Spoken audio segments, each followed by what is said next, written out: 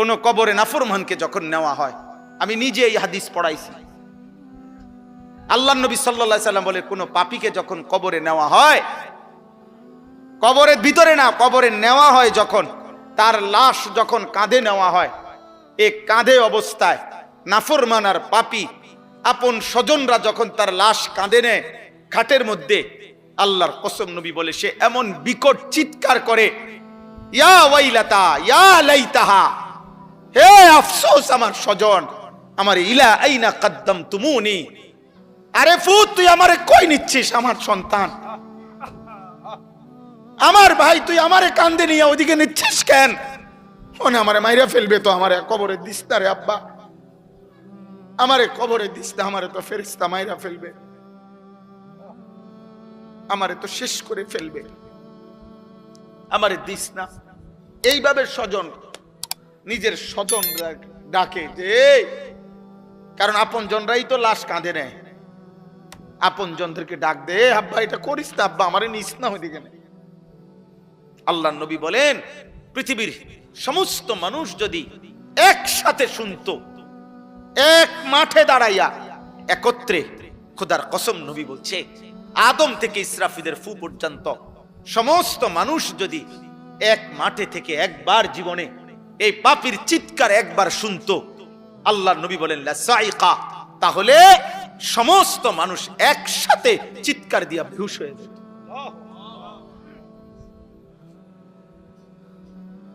তোমরা মস্কারি মনে করছো, শেষ পর্যন্ত দিন শেষে মিলাইয়া দেখো অর্জন তো কিছুই নাই। যত নারী দেখছো কেউ তোমার আপন না, মোবাইলের নর্তকী তো তোমার না, নর্তকী তো তোমারে ধোকা দিছে আব্বা, নর্তকী তো তোমারে ধোকা দিছে, সিনেমার নর্তকী তো তোমার না, রাস্তার বেপর্দা মেয়েটা তো তোমার না, তোমার কিচ্ছু না, সে তো রূপ যৌবনের ফেরি করে।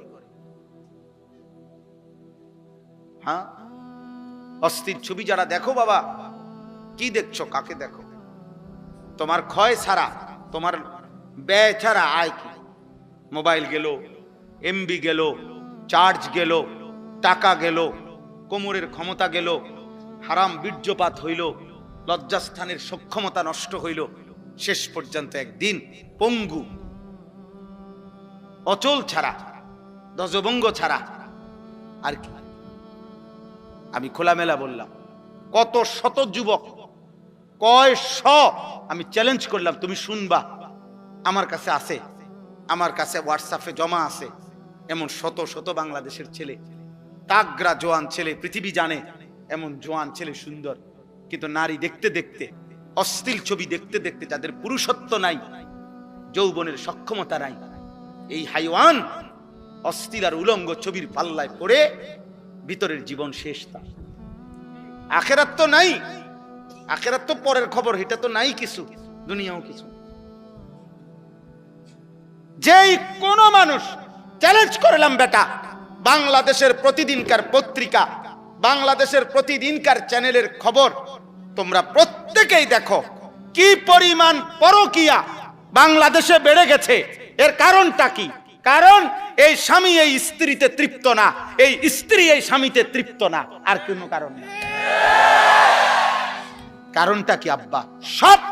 সব নারী দেখতে দেখতে, সব অস্থির ছবি দেখতে দেখতে, সব যৌন দৃশ্য দেখতে দেখতে টেম্পার সব শেষ। এই জন্য ওই মেয়েও, মহিলাও আরেক বেড়া খোঁজে, এই বেড়াও আরেক বেড়ি খোঁজে, কেউ কাউরি দিয়া তৃপ্তি হচ্ছে না।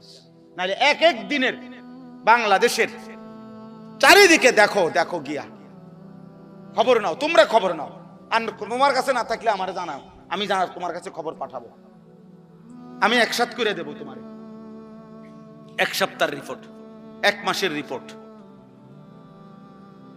পস্তাইতে হবে, আফসোস করতে হবে। বয়স্ক বাবারা আপনাদেরকে বলছি, আপনারা যাদের ছেলে নামাজ পড়ে না, সারা দিন রাত মোবাইল টিভি দেখে, খোদার কসম আপনারা এর খেসারত দিয়া, এই লজ্জা এবং বেইজ্জতি হইয়া এরপরে আপনারা চলে যেতে হবে।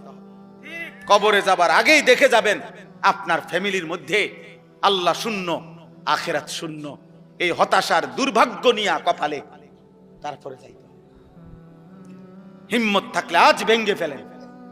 14 বছরের ছেলের মোবাইল ভাঙা ফেলেন, তার সাথে যুদ্ধ করেন। আমার ঘরে মুসলমানের বাচ্চা, তুই আমার সন্তান মুসলমানের বাচ্চা যদি ঘুমাইতে হয় ফজরের নামাজ পড়তে হবে, নয়তো তোর মতো নাফরমান গলা ধাক্কা দিয়া বাইর করে দেন বেটা।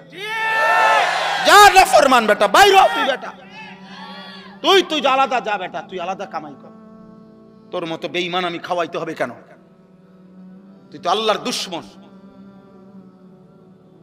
সেদিন এক অভিভাবক কাইন্দা দিছে, একজন অভিভাবক আমার কাছে আইসা বলছে, হুজুর আশ্চর্য, আপনার সর্বোচ্চ 12 থেকে 13 বছর হবে, আপন ঘর থেকে 2 লক্ষ টাকা চুরি করে নিয়ে গেছে গা, নিয়া 60টা মোবাইল কিনছে।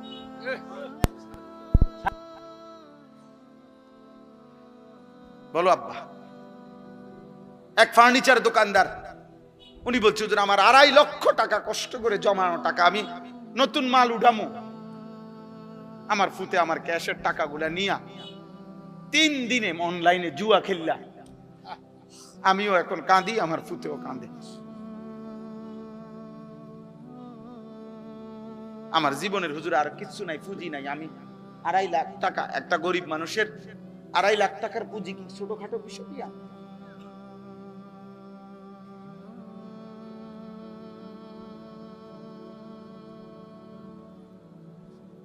হ্যাঁ, এই জন্য আব্বা একদিন অভাবে পড়বেন আমরা। বারবার অভাব মনে করাই দিছে, আল্লাহ আবার দয়া করছে, আবার দয়া করে, আবার দয়া করে, আবার ছাড় দেয়, আবার ছাড় দেয়, আবার ছাড় দেয়, আবার ছাড় দেয়। শুধু একটা মাত্র বিষয়, তেল একটু ঘাটতি, জনজীবনের কি অবস্থা, মানুষের উপার্জনের কি অবস্থা বলেন? কত মানুষের উপার্জন, আমি তো প্রায় বলছি যে কত ভাবছি। ঢাকা শহরে হাজার হাজার ছেলে এখন ইদানিং কালে যারা মোটরসাইকেল দিয়া উপার্জন করে প্রতিদিন, মানে মোটরসাইকেল দিয়ে তাদের কামাই, হ্যাঁ ওভার পাঠাও এগুলা দিয়া, তাইলে এই ছেলেগুলোর ফ্যামিলি চলে, বউ বাচ্চা চলে। অনেকে আশা ভরসা করে শহরে বাসা লইছে, ছোট্ট বউ বাচ্চা নিয়ে চলতেছে, এই ছোট ইনকামটা দিয়া মার মুখে হাসি ফুটে। তাহলে এরা যদি 15 দিন তেল না পায়, তার ফ্যামিলি চলবে কিভাবে?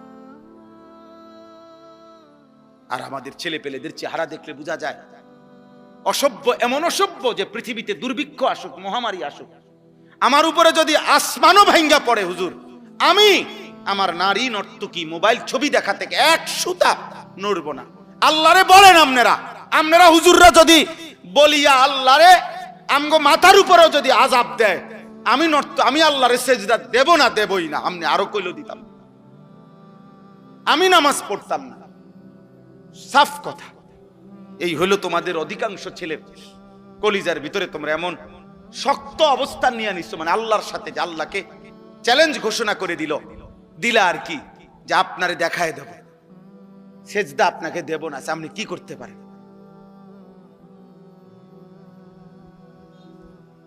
ঠিক আছে আব্বা, চলো, কোনো সমস্যা নাই, কেউ কারোর জন্য থামবে না। এই পৃথিবীতে এর চাইতে বড় বড় পাপীরা ধ্বংস হয়েছে না? এই দেখেন, আল্লাহ তাআলা বলেন, আমিনতুম মান ফিস সামাই আন ইয়াখসিফা বিকুমুল আরদা ফাইদা হিয়া তামুর। আল্লাহ তাআলা বলেন, বান্দা, ওই আসমানের মাওলা রব আল্লাহ, তার থেকে তোমরা কিভাবে এতটা, হে পাপীরা, এতটা নিরাপদ কেমনে হয়ে গেলা? তোমরা কি জানো না ওই আল্লাহ চাইলে জীবন্ত মাটির নিচে দাফন করে দিতে পারে?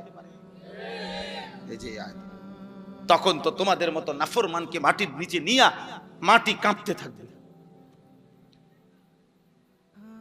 এই পৃথিবীতে কোন পাপীকে আল্লাহ তাআলা মাটির নিচে দাফন করছেন? জীবন্ত করছেন না?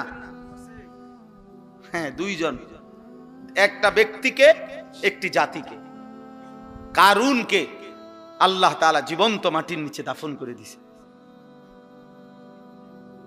2 নাম্বার হলো কওমে লূতকে, লূত আলাইহিস সালামের জাতি ঘুমন্ত ছিল, নাফরমান জাতিকে আল্লাহ তাআলা জীবন্ত জমিনের নিচের মাটি উপরে উঠাইয়া উপরের মাটি নিচে দিয়া সমান করে দিয়েছে। আম আমিনতুম মান ফিস সামাই আন ইউরসিলা আলাইকুম হাসিবা। এবার আল্লাহ তৃতীয় আয়াতে বলে, আমার বান্দারা, হে নাফরমান পাপী, হে মদখোর, নেশাখোর, গাঁজাখোর, সুদখোর, কিস্তিখোর, হারামখোর, বেহায়া, বেপর্দা নারী, সেজদা নাই, নামাজ নাই, হায় নাফরমান, ওই আসমানের আল্লাহ থেকে কেমনে নিরাপদ হয়ে গেলা? যিনি চাইলে, তুমি কি জানো না যে আসমান থেকে, উপর থেকে যিনি পাথরের বৃষ্টি বর্ষণ করে ধ্বংস করে দিতে পারে? তুমি কি জানো না সেটা? এরকম কাউকে করছে? কেউকে করে নাই? আব্রাহার পুরা বাহিনীকে আল্লাহ তাআলা পাথর দিয়ে ধ্বংস করে নাই? ওই পাখি কি ফেলাইছে? ওয়া আরসালা আলাইহিম তায়রান আবাবিল তারমিহিম বিহিজারাতিম মিন সিজ্জিল। কোনদিন যদি আল্লাহর কোরআন তরজমা পড়তা তাই না বুঝতা আব্বা। আল্লাহ তাআলা তো বলছে প্রত্যেকটা সৈন্যর আল্লাহর ঘর ভাঙতে আসছে বেঈমান হাতির বাহিনী নিয়ে। পাখিগুলো আল্লাহর কুদরতে প্রত্যেকে পাথর ফেলছে, ছোট্ট ছোট্ট পাথরের কণা। আল্লাহ তাআলা বলেন, কোন গরু ঘাস খড়কুটা খাইয়া চাবাইতে চাবাইতে চাবাইতে চাবাইতে চাবাইতে যখন আর ভুসি বানাইয়া ফালাইয়া দেয়, ভুসি বানাইয়া একবারে জুরা জারা বানাইয়া, আল্লাহ বলেন এই বেঈমানগুলো এই ছোট্ট পাথরের আঘাতে মাথার চুল মাথার উপর থেকে এরকম ধ্বংস হইতে হইতে একদম ভুসির মতো, ভুসি গরুর খাওয়াইন না, ভুসির মতো হয়ে গেছে। ফাজআলাহুম কাআসফিম মাকুল, ভুসির মতো। আর হলো ওই কওমে লূত, এই যাদেরকে আল্লাহ প্রথমত মাটি উল্টাইয়া দিছে, দ্বিতীয়ত তাদের উপরে পাথরের বৃষ্টি বর্ষণ করে ধ্বংস করে দিছে। আল্লাহ তাআলা বলেন, ফাসাতা'লামুনা কাইফা নাযীর, তখনই তোমরা জানতে পারবে যদি আমি আযাব দিয়ে থাকি, তখনই বুঝবা তোমরা আমি আল্লাহ তাআলার ভয় প্রদর্শনটা কেমন ছিল। আমি তো শুধরাইতে চাইছিলাম, আমি তো ভয় প্রদর্শন করেছিলাম বান্দা, কিন্তু তুমি পাত্তা দাও নাই। আর যদি সত্যি সত্যি আযাব আর মুসিবত এসেই পড়ে, সেদিন তুমি টের পাবা আমি আল্লাহ তাআলার পক্ষ থেকে ভয় প্রদর্শনের কথাটা শোনা কতটা গুরুত্বপূর্ণ ছিল। সর্বশেষ কথা হলো, ওয়ালাকাদ কাযযাবাল্লাযীনা মিন ক্বাবলিহিম ফাকাইফা কানা নাকির। আল্লাহ তাআলা বলেন, হে পৃথিবীবাসী, তোমরা যে যেখানে পাপ করছো, আমি কিংবা আপনি, যুবক ভাই তোমরা কিংবা বয়স্করা, পর্দার আড়ালের মা কিংবা বোন, আল্লাহ আমাদের সবাইকে বলছে, তোমরা যে যেখানে পাপ গুনাহ করছো, নাফরমানি করছো, তোমাদের কাছে আমি আল্লাহ বলতে চাচ্ছি বান্দা, ইতিপূর্বে যারা আমি আল্লাহ তাআলার একটা একটা কথাকে মিথ্যা মনে করেছে, আমার নাফরমানি করেছে, তোমরা প্রত্যেকে ইতিহাসের পাতা থেকে খবর নাও তাদের পরিণতি কি হয়েছে। ফাকাইফা কানা নাকির, আমার বিরুদ্ধাচরণ করার দ্বারা ফেরাউনের কি হয়েছিল, নমরুদের কি হয়েছে, সাদ্দাদের কি হয়েছে, কারুনের কি হয়েছে, নূহ আলাইহিস সালামের কওম কেন ধ্বংস হয়েছে, হুদ আলাইহিস সালামের কওম, শুআইব আলাইহিস সালামের কওম, সালেহ আলাইহিস সালামের কওম। আল্লাহ বলেন, এভাবে একবার দুইবার না তো বান্দা, এই পৃথিবীতে তো আমি বারবার বারবার বারবার বারবার বারবার দেখাইছি, বারবার দেখাইছি পাপীর পরিণতি কি হয়েছে। এতগুলো ঘটনা, এত ইতিহাস, এত তথ্য, এত রেফারেন্স, এতবার ঘটনার পুনরাবৃত্তি করার পরেও তুমি একবারও ভাবলা না, তুমি পাত্তাই দিলা না কথাটা। আল্লাহ আমাদেরকে বুঝ দান করেন। অতএব আজকে সমস্ত কিশোর যুবক ছেলে বাবা সবার কাছে আমার অনুরোধ, প্রিয় ভাই, পৃথিবীর অবস্থা দেখবা একবার লাগে একবার ছোটে, যুদ্ধ একবার বাঁধে আবার ছোটে, কিন্তু এই সব কিছু এটাই ভবিষ্যৎবাণী করে যে অচিরেই সারা পৃথিবীব্যাপী তীব্র ক্ষুধা, দারিদ্র, অভাব এবং সারা বিশ্ব এই যুদ্ধের প্রভাবে প্রভাবিত হবে। এভাবেই প্রত্যেকে নিয়ম হলো, রাসূলুল্লাহ সাল্লাল্লাহু আলাইহি সাল্লাম হাদিসে স্পষ্ট বলছে, ফিতনার জামানায় যে ফিতনার দিকে উকি দিবে, নবীজি বলছে মানে উকি দিয়ে কি তৈছে রে সাই, আল্লাহ রাসূল বলছে উকি দিলেও ফিতনাই ওই ব্যক্তিকে টেনে ফিতনার মধ্যে জড়ায়। উনি গেছিল এমনি কি তৈছে, এই বেটা তুই কি তৈছে কিতা পারে না তোর কি, আর কি তো আমনে সেতেন কা, আমি আপনাদের কইলাম কত কথাটা না জিগাইলাম কি তৈছে, আমি এই লাগিয়া গেল আর মানে এরও ঢুকাই দিল, বুঝেন না কথাটা। এবারে উনি গেছে, হ্যাঁ এবারে উনি গেছে আও কিছে, এবারে উনার মানে উকি দিছে, উনি শুধু ঘটনাটা শুনতে চাইছে, উনারও কি করে দিছে লাগে লাগাই। আল্লাহ রাসূল এটা বলেছে, ফিতনার জামানায় কেউ যদি ফিতনার দিকে উকিও দেয় তো ফিতনা তাকে টেনে কি করে লাইব, ভিতরে ঢুকায়। নবীজি সাল্লাল্লাহু আলাইহি সাল্লাম বলছেন, কিছু মানুষের অন্তর থাকে উল্টানো কলসির মতো। এটা বিশুদ্ধ হাদিস। উল্টানো কলস এবং উল্টা কলসির উল্টা পাতে, উল্টা অংশে একে তো উল্টাইয়া রাখছে, আবার আলকাতরা দিয়া মাইখা দিছে, যাতে এক ফোঁটা পানিও, এই দেখেন এখানে এটা এই 1-2 ফোঁটা পানি আছে, এটা একটু আগে পানি পড়লো যে, এটা হলো এই কাগজটা শুষা একটু নরম এই জন্য, কিন্তু এটা আলকাতরা মাখানো থাকলে এক ফোঁটা পানিও এটার মধ্যে জমে না, অনেক লাগেও না। তো আল্লাহ নবী সাল্লাল্লাহু আলাইহি ওয়াসাল্লাম বলেন, কিছু নাফরমানের দিল এমন যে দিলটা উল্টানো আলকাতরা মিশ্রিত কলসির মতো। লা ইয়ারিফু মারুফান ওয়ালা ইউনকিরু মুনকারা, এই শব্দটা বলছে নবীজি। ওই দিল এত নাফরমান, এত বদনসিব, কোন নেক কাজই তার কাছে নেক কাজ মনে হয় না, কোন গুনাই গুনাহ মনে হয় না। কি বলে কি কয় তার কোনো হিসাব নেই, কোনটা আদেশ কোনটা নিষেধ, এই যে একটা পার্থক্য আলাদা বুঝা, যে এটা আমার জন্য আল্লাহর হুকুম, এটা আমার জন্য আল্লাহ তাআলার নিষেধ, এই বুঝটুকু আর বুঝে না, বুঝে না। সে চলতেছে, খাইতেছে, ঘুমাইতেছে, পেশাব পায়খানা করতেছে, লজ্জাস্থানের চাহিদা পূরণ হইতেছে। এবার এটা হালাল ভাবে না হারাম ভাবে, বৈধ না অবৈধ, এই পার্থক্যের কোনো দরকার নেই।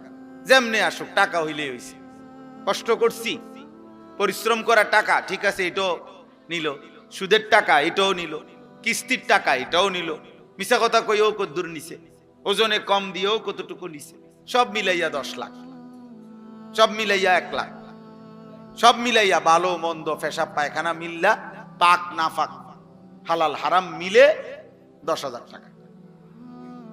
এই যে এই মানুষগুলো, এরা বদনসিব, দুর্ভাগা, দুর্ভাগা, যার কাছে সব একরকম, মাকেও দেখে, বোনকেও দেখে, স্ত্রীকেও দেখে, এদেরকে দেখা হালাল, আবার মোবাইলে টেলিভিশনের নর্তকীও দেখে, অশ্লীল ছবিও দেখে, উলঙ্গ নারীও দেখে, বেহায়া নারীও দেখে, এই দুইটাই তার কাছে বরাবর।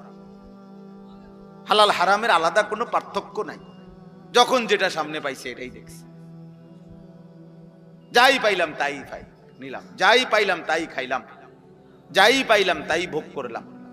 দুনিয়া মানে ভোগ করছি, জীবন মানে উপভোগ, জীবন মানে আব্দুস শাহওয়াত, লজ্জাস্থানের গোলাম। কিছু নাফরমান আছে যার জীবনটা হলো সে মূলত আসলে লজ্জাস্থানের গোলাম, অর্থাৎ তার লজ্জাস্থানের যত চাহিদা এটা পূরণের জন্যই তার জিন্দেগির সারাদিনের আয়োজন। এই মোবাইল টিপতেছে, নারী দেখতেছে, ছবি দেখতেছে, নাটক দেখতেছে, বেপর্দা নারী দেখতেছে, বন্ধুদেরকে নিয়ে নোংরা নারীকে কেন্দ্র করে অসৎ কথাবার্তা বলতেছে, সবকিছুর মাকসাদ কি? ওই লজ্জাস্থানের চাহিদা। এই আব্দুস শাহওয়াত, এ মূলত লজ্জাস্থানের গোলাম, এ নিকৃষ্ট গোলাম। এই জন্য এটা বললাম আর কি, দিল এমন বানাইতে নাই, এমন দুর্ভাগা হইতে নাই। কোরআনুল কারীম আল্লাহ তাআলা বলছে, ফাযাক্কির ইন্নামা আনতা মুযাক্কির। নবীজিকে আল্লাহ বলছে, বন্ধু প্রতিনিয়ত আপনি উপদেশ দিতে থাকেন, আর এটা মনে রাখবেন আপনি শুধুই কেবল একজন উপদেশ দানকারী। লাস্তা আলাইহিম বিমুসাইতির, আপনি তাদের উপরে শাসক নন, আপনি কোনো জল্লাদও নন, আপনি কোনো শাসকও নন যে যদি আল্লাহর কথা না মানো, সেজদা এখন না দাও তো কল্লা ফালাই দেবো, ফাঁসি দিয়ে দেবো এখন। আল্লাহ বলছেন, না নবী, আমি আপনাকে এমন বানাই না। আপনাকে কি বানাই নাই? এমন বানাই না। আপনি শুধুই কেবল দিন রাত মেহনতের সাথে, আন্তরিকতার সাথে উপদেশ দান করেন। কেউ না মানুক, আপনার সমস্যা নাই, এটা নিয়ে আপনি ঘাবড়াবেন না, আপনি ঘাবড়াবেন না। কেউ না মানুক, একজনও না শুনুক, কোনো সমস্যা নাই। আপনাকে এটা দেখতে বলি না, আমি বলছি আপনাকে বলতেন, আপনাকে বলছি উপদেশ দিতেন। কে কি হবে না হবে, কদ্দুর কি পরিবর্তন হবে সেটা আমি দেখব। ইন আলাইকা ইল্লাল বালাগ, কোরআন শরীফের আয়াত। আল্লাহ বলছে নবী আপনার দায়িত্ব আর কিছুই নয়, শুধুই শতভাগ আমানতদারির সাথে পৌঁছানো। আপনি পুরা হক আদায় করে পূর্ণ পৌঁছাইবার ক্ষেত্রে খামখেয়ালি করবেন না, লুকোচুরি করবেন না। ঠিক যা বলছি তা পুরা বলে। ইয়া আইয়ুহার রাসূল বাল্লিগ মা উনজিলা ইলাইকা মির রাব্বিক, হে আমার রাসূল আপনার রবের পক্ষ থেকে যা কিছু নাজিল হয়েছে তা পূর্ণ, মা উনজিলা, যা কিছু নাজিল হয়েছে সব আপনি পৌঁছায় দেন। আল্লাহ তাআলা বলছেন বন্ধু বিষয়টা আমি দেখব, ইমানদার হবে কে হবে না কে। কাউকে আপনি 30 বছর বললেও ইমান আনবে না, কাউরে একবার বললেও ইমান আনবে, এটা আমার ফয়সালা। আবু তালেব নবীজি সাল্লাল্লাহু আলাইহি সাল্লামের খেদমত করছে। আবু তালেব নবীজির চাচা, 38 বছর, 38 বছর একটা, কিন্তু ইমান জোটে নাই, মালিকের ফয়সালা ছিল। আবু বকর সিদ্দিক রাদিয়াল্লাহু তাআলা আনহুকে শুধু একবার নবীজি বলছে, প্রথমবার বলাতেই উনি কালেমা পড়ে মুসলমান হয়েছে, দ্বিতীয়বার বলে নাই, আর একবারই বলছে, একবারই সই, একবারই তিনি ঈমানদার হয়েছে। তাহলে ফয়সালা আসলে কার? কেউ 38 বছর খেদমত করলো নবীজির, আল্লাহ ঈমান দিল না, আর ওই আরেকজন তরবারি নিয়ে যাইতেছে, হত্যা করবে নবীকে, আল্লাহ বলছে আমি হেরে ঈমান দিলাম। আরে কি কর, ওমরকে কেন ঈমান দিলেন? ওমর কি তখন যাচ্ছিলেন নবী সাল্লাল্লাহু আলাইহি সাল্লামকে হত্যা করার জন্য না? তো আল্লাহর ইচ্ছা হইছে, তাহলে এই অবস্থায় বুঝি ঈমান দেয়। আর ওই বেটা এত খেদমত করে ঈমান পাইল না, বিষয়টা কি? সব আল্লাহর ফয়সালা। এজন্য আমরা ঘাবড়াই না, যখন যেটুক সুযোগ পাই বলতে চেষ্টা করি।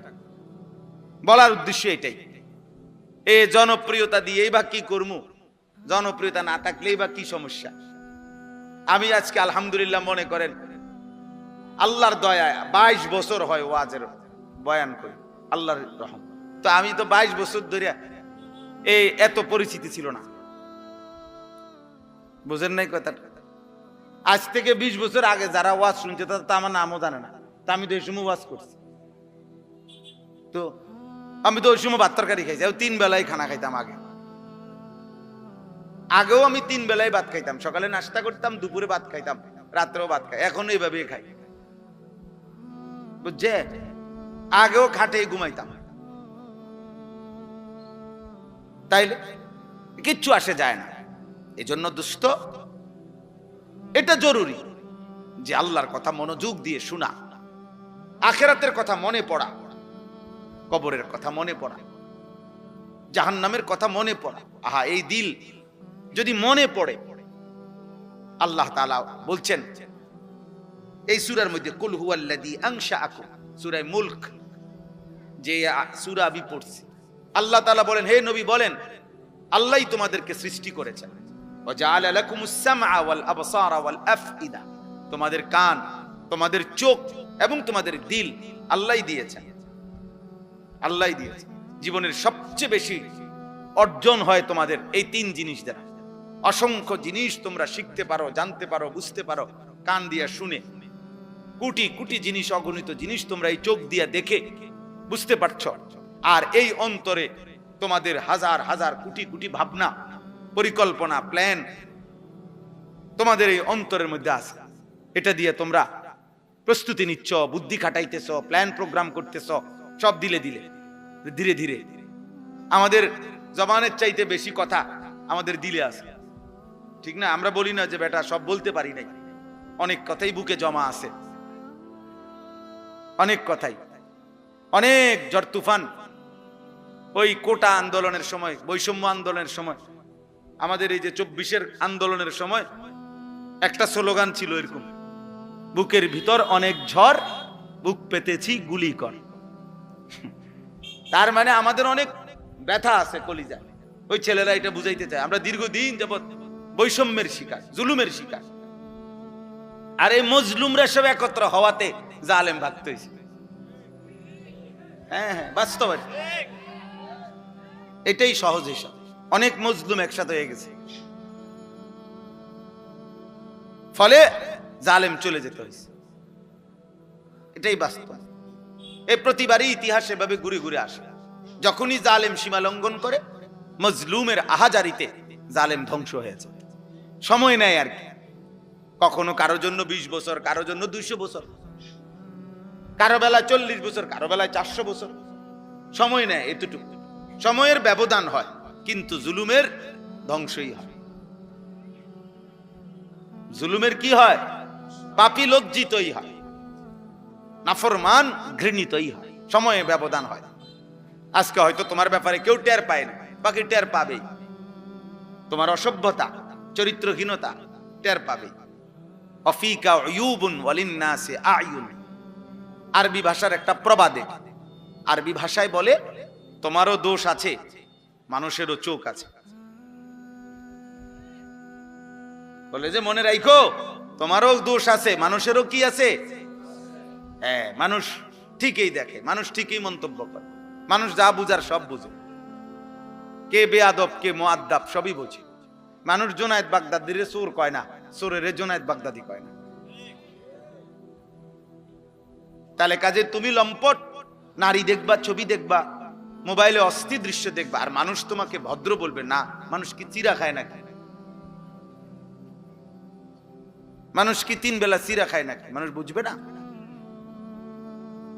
অতএব এটা জরুরি ভাই, সবার কাছে বলছি, জীবনটা সুন্দর করা। আমি তাড়াহুড়ার জন্য চেষ্টা করি। মাওলানা সাহেব আরো কি বলতে চাইছে, হয়তো আর একটু কিছু বলবে আমগো কথা, আমি এই জন্য বলতেও দেই না, হাত দিয়ে থামাই দিছি। বাকি কোরআনুল কালাম তেলাওয়াত তো শোনা দরকার। এই জন্য আবার কোরআন তেলাওয়াতের সময় উনি মাইক দিতে চাইছে, ওনারা আবার দমক দিছে যে ভাই তো কোরআনুল কারীম তেলাওয়াত এ তো অনেক দাম, উনি যদি 1 ঘন্টাও তেলাওয়াত করে ওইটার দাম বেশি। আমার মতো 1 কোটি বক্তা কোরআনুল কারীমের তেলাওয়াতের সামনে 2 পয়সারও বেল নেই। কথা বুঝেন নাই? এজন্য ওইটা থামানোর কোনো সুযোগ নাই। তা আল্লাহর কোরআন, কোরআনুল কারীম তো সবচেয়ে শ্রেষ্ঠ। নবী সাল্লাল্লাহু আলাইহি সাল্লাম এক সাহাবীকে বলছেন, হযরত উসাইদ ইবনে হুযায়র রাদিয়াল্লাহু তাআলা আনহু, ওনাকে বলছেন নবীজি, ওয়ালাউ ক্বারা'তা লা আসবাহতা ইয়ারাহান নাস। মানে এক সাহাবী শেষ রাত্রে ওনার ছোট্ট ঘরে, কুড়ে ঘরে আল্লাহর কোরআন তেলাওয়াত করতেছিলেন, তাহাজ্জুদ নামাজ। তো কোটি কোটি ফেরেশতা ওনার ঘরের উঠানে, এরকম উঠানের মধ্যে পুরা উঠানটা আলোকিত করে অন্ধকারকে ফেরেশতারা নামছে আসছে আল্লাহর কোরআন শুনতে। তো উনি ওনার ঘোড়াটাকে বাইরে নিয়ে বান দিতে গেছে, গিয়া দেখে ওনার উঠানটা আলোয় আলোকিত, চারিদিকে অন্যান্য সব জায়গায় অন্ধকার, কিন্তু ওনার উঠান যেটুকু এটুকু আলো আর আলো, অগণিত আলো। সকালবেলা তিনি নবীজির কাছে বলছি, ইয়া রাসূলুল্লাহ, গভীর রাতে আমি আল্লাহর কোরআন পড়তেছিলাম, তো এরই মধ্যে আমার ঘোড়াটা নড়াচড়া করছিল, আমি এই জন্য ঘোড়াটা তেলাওয়াত বন্ধ করে বাইরে ঘোড়াটা বান দিয়ে আসতে গেছি। বাহিরে বাঁধতে আসতে ঘর থেকে দেখি আমার উঠানটা আলোয় আলোয় ভরপুর অবস্থায় ছিল। এই তখন নবীজি কথাটা বলছে, ওয়ালাউ ক্বারা'তা লা আসবাহতা ইয়ারাহান নাস। হায় সাহাবী, কি করলা? তুমি থামলা কেন? আহা, যদি তুমি আজকের ভোর পর্যন্ত, আলো উঠা পর্যন্ত আল্লাহর কোরআন তেলাওয়াত করতা, তাইলে কোটি কোটি তিলকাল মালাইকাতু, তারা ফেরেশতা ছিল, তারা তোমার কোরআনুল কারীম শুনতেছিল। আমরা সবাই, তুমি যদি তেলাওয়াত চালু রাখতা, আমরাও সবাই এই কোটি কোটি ফেরেশতা দেখতে পেতাম, সব মানুষ দেখতে পেত। ইয়ারাহান নাস, লোকেরা দেখতে পেত আজকে সকালে যে জমিনের এক মাখলুক আল্লাহর বান্দা কোরআন পড়ছে আর আসমানের ফেরেশতারা শুনতেছে। হ্যাঁ, যে ঘরে কোরআনুল কারীম তেলাওয়াত হয়, আল্লাহর নবী সাল্লাল্লাহু আলাইহি ওয়াসাল্লাম বলছে, শয়তান সেখান থেকে তৎক্ষণাৎ দূরে সরে যায়। কেন এত গুনাহ হয়? কোরআনুল কারীম তেলাওয়াত নাই, যে মা বাবা ছেলে মেয়ে নাতি দাদি কারো জবানে তো আল্লাহর কোরআন নেই। এই জন্য ঘরের মধ্যে সবার চেহারা সুরত শুধু শুধু ফাঁকি ঝুঁকি, পাপের চিহ্ন। প্রত্যেকে প্রত্যেকের সুবিধা মতো গুনাহ করে। বাপে বাপের সমবয়সীদের সাথে গুনাহ করে, মা মার সমবয়সীদের সাথে গুনাহ করে, জিয়ে জিয়ের সমবয়সীদের সাথে গুনাহ করে, ফুতে ফুতের সমবয়সীদের সাথে গুনাহ করে। প্রত্যেকেই যার যার গ্রুপ বাছাই করে নিয়েছে, যার যে সমবয়সী নিয়া গুনাহ করছে। বুড়া মিয়া আরো 5-6 জন বুড়া লইয়া এই যে বিড়ি খাইতেছে, অনেক ওনার তালে আছে। মহিলা পাশের ঘরের 3-4 ঘরের ভাবিদেরকে নিয়ে বেহুদা গল্প করতেছে, বেহুদা কাহিনী বলতেছে, একটা 3 পিসের ঘটনা কইতেছে, এটা সবাই শুনতেছে, এটার উপরে আবার কথা বলতেছে। আহা, অথচ প্রত্যেকের গায়েই জামা আছে, প্রত্যেকেরই এগুলো আছে, বেহুদা বলতেছে। অথচ আল্লাহ নবী সাল্লাল্লাহু আলাইহি সাল্লাম বলেছেন, লা তাজআলু বুয়ুতাকুম মাকাবির, তোমরা তোমাদের ঘরগুলো কবরস্থান বানাইও না, কবরস্থান বানিয়ে ফেলো না। ফা ইন্না শাইতানা ইয়ানফুরু মিনাল বাইতিল্লাযী তুকরাউ ফীহি সূরাতুল বাকারা, যেই ঘরে সূরা বাকারা তেলাওয়াত করা হয়, নবীজি বলেন তৎক্ষণাৎ ওই ঘর থেকে শয়তান দূরে সরে যায়। কোরআনুল কারীম তেলাওয়াত করলে শয়তান সরে যায়। আব্বা, তোমাদের অনেক ছেলে আছো মাশাআল্লাহ, সবার কাছে বলি, যতক্ষণ পর্যন্ত আল্লাহ না চিনবা, রাসূল না চিনবা, আল্লাহর কোরআন ধরতে না পারবা, ততক্ষণ জিন্দেগি সুন্দর হবে না, সুন্দর হবে না। এই সারাক্ষণই মন চাইবে, যতই বলি কাফের মুশরিকদেরটাই ভাল লাগবে, কারণ তুমি তো ঈমান আমল হওয়ার জন্য জাত পাথেও, আপনি তো সেটা গ্রহণই করেন। আপনি পানির গ্লাস নিয়ে বইয়া থাকলে তো চায়ের মজা পাবেন না, আপনাকে তো চা পাতা চিনি পানি মিশাইতে হবে, মিশাইতে হবে। অতএব আমি তো আমার জীবনে সেজদা মিশাইতে হবে, আল্লাহর কোরআন পড়তে হবে, নাই তো আমার মধ্যে আখিরাতের কথা মনে পড়বে কেমনে? কবরের ভয়, জাহান্নামের ভয় আসবে কিভাবে? যেভাবে আসে সেটা তো আমি গ্রহণই করলাম আমার জীবনে। মোবাইল টিপলে আল্লাহর কথা মনে পড়বে কেমনে? বিড়ি সিগারেট খাইলে আল্লাহর কথা মনে পড়বে কেমনে? কথায় কথায় গালিগালাজ করলে আল্লাহর কথা মনে পড়বে কেমনে? সুদ কিস্তি হারামের উপরে থাকলে আল্লাহর কথা মনে পড়বে কিভাবে? আব্বা বলেন, জওয়ান ভাই বলেন, বুড়ো ভাই বলেন, পর্দার আড়ালের মা বোন বলেন, আখিরাতের কথা মনে পড়বে কিভাবে? আল্লাহ তো কোরআন এই জন্য বলছে, সায়াযাক্কারু মান ইয়াখশা, যার কলিজায় আল্লাহর ভয় আছে। আপনি বললে, নবীজিকে বলছে, আপনি বললে সে উপদেশ গ্রহণ করুন। ওয়ায়াতাজান্নাবুল আশকা, আর যে বদনসিব, যার দিলের মধ্যে আল্লাহ আখিরাত পরকাল বলতে কিছুই নাই, তো আল্লাহ তাআলা বলেন আপনি যতই বলেন সে দূরে সরবে।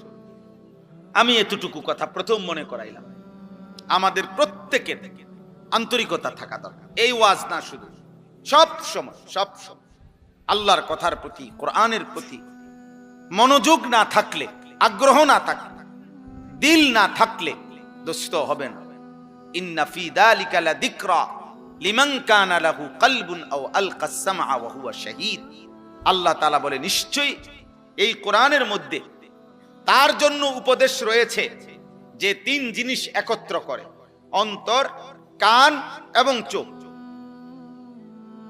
শাহীদ মানে উপস্থিত, যে সশরীরে উপস্থিত, তো উপস্থিত মানে যে তার চোখ খোলা সামনে। আল্লাহ তাআলা বলেন দিল মানে অন্তর, কান এবং চোখ, এই 3 জিনিস যে একত্র করবে আমার কোরআন, তার জন্য উপদেশ আছে, তার জন্য উপদেশ আছে। কোরআনুল কারীম, কোরআন সুন্নাহর ইলম, আমরা ছোটবেলায় মাদ্রাসায় পড়ছি, জু গায়রাতিন, খুব আত্মসম্মানওয়ালা, ওই তো বাংলা অঙ্ক ইংরেজি বইয়ের মতো না পড়া। কোরআন সুন্নাহর ইলম জানতেন কারো কাছে ধরা দেয় না, জানতেন কারো কাছে ধরা দেয়। লা ইউতিকা বা'দাহু হাত্তা তু'তিয়াহু কুল্লাক। আমরা ছোটবেলায়, এটা আরবি ভাষার গুরুত্বপূর্ণ কিতাবের কথা, যে তুমি যদি কোরআন সুন্নাহর ইলমের জন্য নিজেকে পুরা সঁপে দাও, উৎসর্গ করে দাও, বিলীন করে দাও, তাহলে ইলম তোমাকে কিছু দেবে, কোরআন সুন্নাহ কিছুটা ধরা দিবে, নিজেকে পুরা সঁপে দিবে।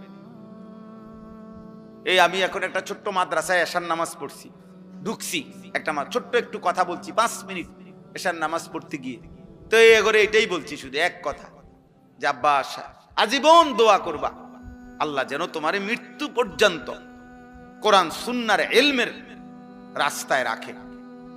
এক পড়লাম, পড়াইলাম, শিখলাম, শিখাইলাম, এমনি যেন চলে। কারণ ইলমের এই রাস্তায় মৃত্যু পর্যন্ত কেউ যদি থাকে, খোদার কসম নবীজি বলছে মৃত্যু হবেই, জান্নাত শুরু হবে। যে পথ ইলমের, কোরআন সুন্নাহর, ওই পথ জান্নাতের।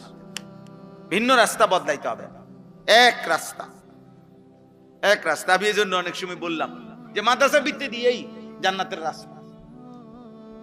জান্নাতের রাস্তা কোরআন দিয়া, মাদ্রাসার ভিতরে দিয়া, বাজারের ভিতরে দিয়া না, চা দোকানের ভিতরে দিয়া না, কোরআন সুন্নাহর যেখানে চর্চা হয় ওর ভিতরে দিয়েই কি জান্নাতের রাস্তা।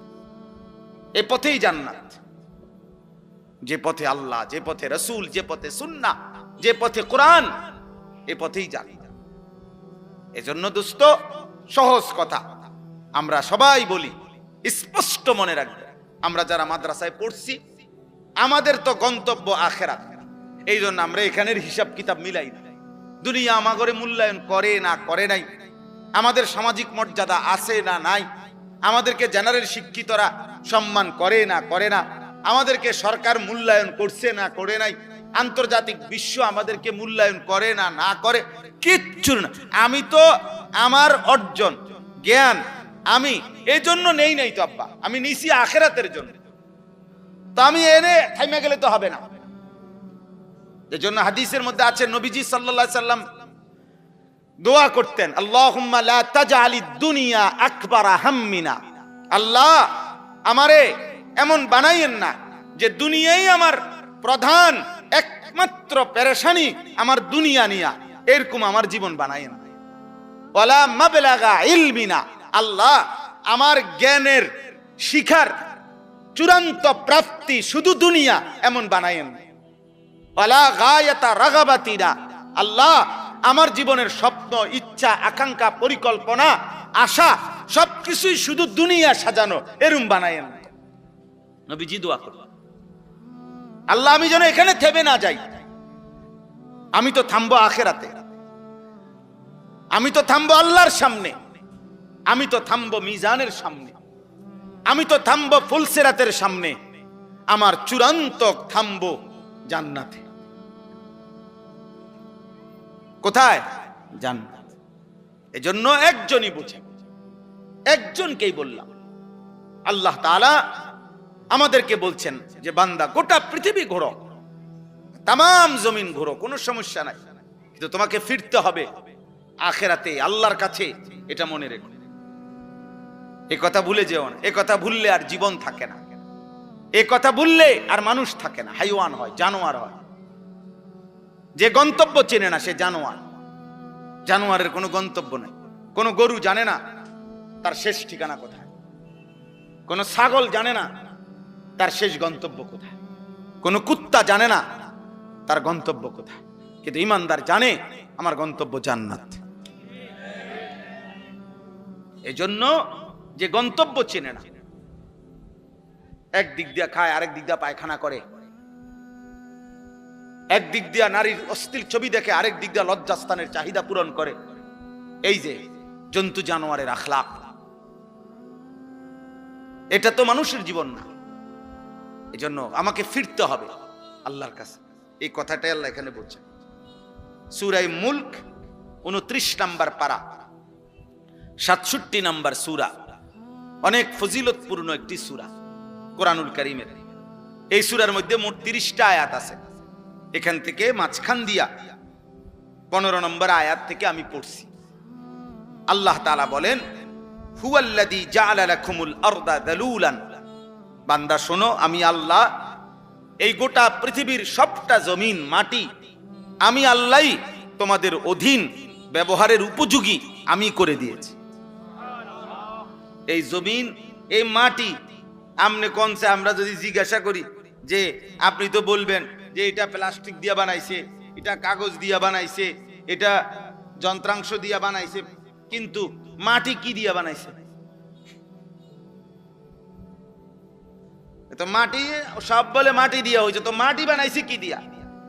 তো এটা তো কোনো, আল্লাহ বলেন ঠিক যা উপাদান দিয়ে আমার প্রতিটা বান্দা ইসরাফিলের ফু পর্যন্ত এই মাটি ব্যবহার করতে পারবে, ওই রকম যোগ্যতা গুণাগুণ উপাদান দিয়েই আমি আল্লাহ মাটিকে বানাইছি। এমন বানাই নাই যে পানি বানায় ফেলছি তাইলে মাটি থাকবে কই। এমন নরম বানাই নাই যে পাও যদি বারবার ফোমের মতো ডাইব্বা যায় তাইলে আমার বান্দার ভারসাম্য থাকবে কিভাবে। আবার এমন শক্ত পাথরের মতো বানাই নাই তাহলে আমার বান্দার জন্য ফল ফসল খাদ্য জমিন থেকে উৎপন্ন হবে কিভাবে। আমার বান্দার ঘর দুয়ারের খুঁটি মাটির নিচে কিভাবে পুঁতবে, গাড়বে কিভাবে। আল্লাহ বলেন অতএব তার যাবতীয় প্রয়োজন পূরণ হবে যেই গুণাগুণ থাকলে মাটিতে, যেই যোগ্যতা থাকলে ওই রকম গুণাগুণ যোগ্যতা ওই রকম বৈশিষ্ট্য দিয়েই আমি আল্লাহ মাটিকে জমিনকে তোমাদের অধীনস্থ করে দিয়েছি। যালুলান ফামশু ফি মানাকিবিহা। আমার বান্দা, এই যে আমি কিন্তু শেষ করে ফেলুম এখনই ওয়াজ, কাজে যারা শুনতেছেন মনোযোগ দিয়ে শুনে। আল্লাহ তাআলা বলতেছেন অতএব হে আমার বান্দা, জমিন পুরাটা কিন্তু আমি তোমাদের অধীন করেছি। আজ এই জমিনে কি সুন্দর বসতে পারছো। আলাম নাজআলিল আরদা মিহাদা। আল্লাহ বলে বলো না বান্দা, এই জমিন আমি কি বিছানা বানাই নাই? এই যে মাটির বিছানা আমরা এখন কতটা সুন্দর ভাবে এতগুলো মানুষ বসতে পারছি। এটা যদি খাট দিয়া সিস্টেম করন লাগতো অনেক পেরেশানি হইল। এটা যদি সবার জন্য চেয়ার দিয়া সিস্টেম করতে হইতো অনেক ব্যয়বহুল হইল। ব্যয়বহুল হবে না? এতগুলো মানুষের জন্য যদি চেয়ার দিতে হয় অনেক খরচ বেশি হবে কিনা? সবার জন্য খাট চকি যদি দিতে হয় ব্যয়বহুল হবে কিনা? আল্লাহ বলেন এমন সুন্দর মাটি বিছানা করে দিয়েছি যে তোমরা আরামসে সবাই বসতে পারছো। এমন সুন্দর জমিন, যে জমিনে প্রতিবার ফসল উঠবার পরে আবার চাষ করলে নতুন ফসলের নতুন উৎপন্ন হওয়ার উপযোগী করে দিচ্ছি, সব আমি করছি। ফামশু ফি মানাকিবিহা। অতএব তুমি আমার এই জমিনের, আমার এই পৃথিবীর, আমার এই মাটির যেখানে মন চায় সবটা তোমার জন্য দিলাম। তোমার যেই কোথাও মন চায় তুমি ভ্রমণ করো, তুমি হাঁটো, তুমি ঘোরাফেরা করো, তুমি চলাফেরা করো। তুমি দেশে থাকো, মন চাচ্ছে বিদেশ, যাও বিদেশে যাও। গ্রামে থাকো নয়তো শহরে থাকো, আপন জনের কাছে থাকো, অন্যের কাছে থাকো, যেখানেই যাও বান্দা কোনো অসুবিধা নাই, আমি নিষেধ করছি না। কারণ গোটা জমিন আমার, সবটা জমিন আমি তোমার জন্য দিলাম। অকুলু মির রিজকিহি, এবং আমি আল্লাহর দেওয়া রিজিক সব তোমাদের জন্য। এই আসমান, এই জমিন, এই চন্দ্র সূর্য গ্রহ নক্ষত্র, খাদ্য ফসল ফুল ফল, স্ত্রী সন্তান, জায়গা জমি, অর্থ রোজগার উপার্জন, এই সবকিছু রিজিক। সবকিছু, শুধু বাত্রে কি বলে না, রিজিক বলেন। এক মানুষ দুনিয়ার হায়াতে আল্লাহর পক্ষ থেকে যা কিছু পাচ্ছে সব রিজিক। স্ত্রী এটাও রিজিক, ছেলে মেয়ে এটাও রিজিক, আলো বাতাস এটাও কি রিজিক। সব রিজিক আমাদের, মানে আমরা দুনিয়ার হায়াতে যা পাচ্ছি সব রিজিক। আল্লাহ বলেন ওয়াকুলু মির রিজকিহি, তোমরা সবাই আমার দেওয়া রিজিক থেকে খাও, ভোগ করো, ব্যবহার করো, কোনো অসুবিধা নেই। জমিন তোমাকে দিলাম তোমার অধীন করে, তুমি জমিনের যেখানে মন চায় সেখানেই বসবাস করো, চলাচল করো, তুমি যেখানে মন চায় যাও। আমার দেওয়া রিজিক সব আমার রিজিক তুমি তালাশ করো, বক্ষণ করো, তোমাকে অনুমতি দিলাম। শুধু আল্লাহ বলে বান্দা তুমি খাও কিংবা ঘুমাও, হাঁটো কিংবা চলো, ঘরে কিংবা বাইরে থাকো, দেশে কিংবা বিদেশে থাকো, শহরে কিংবা গ্রামে থাকো, রাতে কিংবা দিনে থাকো, একাকী কিংবা সবার মাঝে থাকো, সর্বাবস্থায় আমার জমিনের মধ্যে থাইকা শুধু একটা কথা মনে রাখবা, ওয়া ইলাইহিন নুশুর, আমি আল্লাহর কাছে ফিরতে হবে। থাকতে থাকতে যদি 1000 বছরও থাকো তারপরও ফিরতে হবে। আমা হুয়া বিমুজাহজিহি মিনাল আযাবি আন ইউআম্মার। কোরআন কারীমে আছে প্রত্যেক পাপী নাফরমান মনে মনে কল্পনা করে, হায় যদি 1000 বছর হায়াত পাইতাম। আল্লাহ বলে আচ্ছা ধরে নাও, দিলাম, ধরে নাও তোমাকে দিলাম আমি বান্দা 1000 বছর, কিন্তু তুমি শুধু বলো তো 1000 বছর পরে হলেও তোমাকে কবর, মৃত্যু এবং নাফরমানির শাস্তি আযাব সেটার থেকে তুমি তোমাকে মুক্ত করতে পারবা কিনা, সেটার থেকে তুমি তোমাকে ফেরাইতে পারবা, পারবে? বলে আপনি এটা বলতে পারবেন নি যে হুজুর আর 5টা বছর যদি হায়াত পাই তাহলে আল্লাহর রহমতে যেমনে গুছাইতে আসি, আশা করি 5টা বছর আর সুযোগ পাইলে আজরাইলের আব্বাও আমার কাছে আসতে পারবে না, এমন ব্যবস্থাপনা আছে কি কারো কাছে? তাইলে তাইলে আমেরিকা, ইসরায়েল বহুদিন আমেরিকা যুদ্ধ লাগে না মনে করছে অনেক কিছু আছে এক কাছে, অন্ধে যে কিচ্ছু নাই, বেল নাই। হ্যাঁ, এই বুড়া শয়তান, এই দাজ্জাল, এই ফেরাউন ট্রাম্প, এই বেঈমান কাপুরুষ প্রতিদিন দিনে যাই হুমকি ধমকি দেয়, রাতে সারা পৃথিবীর সাথে যোগাযোগ করে, কেমনে থামবে? বুঝেন নাই? এই জন্য এটাই বাস্তবতা। আল্লাহ তাআলা বলে বান্দা ওয়া ইলাইহিন নুশুর, শুধু এই কথা মনে রেখো তোমাকে ফিরতে হবে। ওয়া ইলাইহি তুরজাউন, আল্লাহর কাছেই তোমাদেরকে ফিরতে হবে। ওয়া ইলাইহি তুহশারুন, আল্লাহর কাছেই তোমাদেরকে জমা হইতে হবে, জমা হইতে হবে। ওয়া ইলাইহিল মাসির, আল্লাহর কাছেই তোমাদের প্রত্যাবর্তন। এভাবে বহু আয়াত আছে কোরআন, বহু আয়াত। আমরা ঘুম থেকে জাগলে দোয়া পড়ি, আলহামদুলিল্লাহিল্লাযী আহইয়ানা বাদামা আমাতানা ওয়া ইলাইহিন নুশুর। অর্থ হইল আল্লাহ প্রত্যেকবার এই ঘুমাইলাম আমি তো মরেই গেছিলাম, কারণ মানুষের প্রত্যেক ঘুমের সময় আল্লাহ তাআলা তার রুহু দেহ থেকে আলাদা করে ফেলে। এটা কোরআন শরীফের আয়াত, সূরা জুমার 24 নম্বর পারায় আছে, প্রত্যেক বান্দা মৃত্যুর সময়, আরে ঘুমের সময় যতবার ঘুমায় ততবার তার রুহু তার দেহ থেকে, আব্বা তুমি বাবা উঠে যাও, আব্বা আব্বা এনতে উঠো উঠো, ওঠ বেটা ওঠ, যা বেটা আনতে যাও, যাও দুজন যাও, তুমিও যাও, যাও এখান থেকে উঠো, বাইরে বেটা। দেখেন দেখেন মুসলমানের সন্তান কয় বছর বয়স? 80 বছর। তাইলে 8 থেকে 10 বছর বয়সী যেই সন্তানের হাতে 2টা বড় মোবাইল দিছে যেই অভিভাবক, ওই 2 অভিভাবক এরা 100 জালেম। যদি মা হয় ওই মা জালেম, যদি বাবা হয় ওই বাপ জালেম জালেম জালেম। এই জালেম সন্তান নষ্ট করে দিল। কোন মাদ্রাসা কোন সন্তান নষ্ট করে নাই, কোন মক্তব কোন সন্তান নষ্ট করে নাই, কোন মসজিদের ইমাম কোন সন্তান নষ্ট করে নাই, কোন মাদ্রাসার ওস্তাদ কোনদিন নষ্ট করে নাই। গাফেল খামখেয়ালি অভিভাবক আজকে লক্ষ লক্ষ ছেলে। আমি এই এখন এদিক দিয়ে আমরা আসতেছিলাম, আমাদের সবুজ মাস্টার আতাউর রহমান সবুজ মাস্টার, যিনি আমারে দাওয়াত দিছে, উনি সহ গাড়িতে বসা, উনি সামনে বসা, পুরাটা রাস্তা বলতেছে, বারবার উনি বলতেছে হুজুর দেখেন, হুজুর দেখেন, প্রতিটা মোড়ে মোড়ে, প্রতি 5 হাত মোড়ে মোড়ে রাস্তার 2 পাশে ছেলেরা 7 জন 10 জন মোবাইল টিপতেছে। আহা, কোথায় মা, কোথায় বাবা, কোথায় অভিভাবক, কোথায় আল্লাহ, কোথায় রসুল? কে বানাইলেন, কোত্থেকে আসলো, কোথায় যাবে? ঘুমাবে কার ঘরে গিয়া? মা কোথায়, বাবা কোথায়? কেউ কি জিজ্ঞেস করবে না আব্বা ছিলা কোথায়? এশার নামাজ পড়ছো কোথায়?